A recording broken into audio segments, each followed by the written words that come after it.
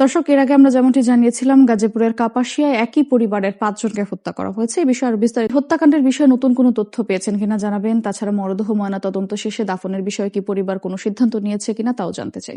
আজকে সকালবেলা এখানে যারা স্থানীয় এলাকাবাসী রয়েছেন তারা জানতে পারেন যে এখানে যে একজন প্রবাসীর বাড়ি রয়েছে মনির, সেই মনির হোসেনের বাড়িতে কিন্তু আজ থেকে ঠিক 4 মাস আগে ভাড়া নিয়েছিল ফোরকান নামে একজন, যিনি পেশায় একজন চালক ছিলেন, প্রাইভেট কার চালক। এবং তিনি কিন্তু গতকাল ভোর দিকে আমরা যতটুকু জানতে পেরেছি তার যে শ্বশুর রয়েছে সেই শ্বশুরকে হত্যাকাণ্ডের বিষয়টি কিন্তু তিনি জানিয়েছেন। এবং তারপরে কিন্তু এলাকায় সবাই কিন্তু জানতে পারে যে এখানে হত্যাকাণ্ডের ঘটনা ঘটেছে। আজ ঠিক সকালবেলা এখানে পুলিশ, সিআইডি এবং পুলিশ ব্যুরো ইনভেস্টিগেশন তারা কিন্তু এসে কিন্তু এখান থেকে কিন্তু 5 জনের মরদেহ কিন্তু তারা উদ্ধার করেছে, যার মধ্যে কিন্তু ছিল ফোরকানের স্ত্রী শারমিন আক্তার এবং তার 3 মেয়ে মিম আক্তার, ফারিয়া এবং হাবিবা আক্তার।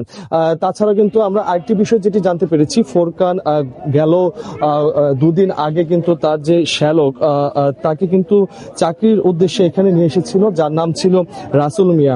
তাকে কিন্তু এখানে চাকরির উদ্দেশ্যে নিয়ে আসে এবং সেই শ্যালককেও কিন্তু তিনি নির্মমভাবে কিন্তু এখানে জবাই করে হত্যা করা হয়েছে।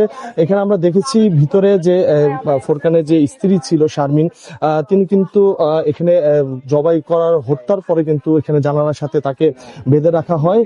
এই যে মর্মান্তিক একটি ঘটনা, সেই ঘটনা কিন্তু এলাকার মানুষ কিন্তু খুবই উদ্বেগ রয়েছেন। তারা এখানে যারা হত্যাকাণ্ডের সাথে জড়িত রয়েছেন তাদের কিন্তু শাস্তির দাবি করেছেন। তাছাড়া এখন কিন্তু আমরা দেখেছি যে ঘন্টা খানিক আগে কিন্তু এখানে সিআইডি টিম আসে, তারা কিন্তু এখানে বিভিন্ন স্যাম্পল সংগ্রহ করছেন। তাছাড়া আমরা দেখেছি যে এখানে বেশ কিছুক্ষণ ধরে পুলিশ কিন্তু গোয়েন্দা নজরদারিতে রাখছেন। এবং আমরা যেটুকু জানতে পেরেছি যে এখানে তারা সন্দেহভাজন ভাবে কিন্তু একজনকে আটক করেছেন বলেও কিন্তু আমাদের জানিয়েছেন।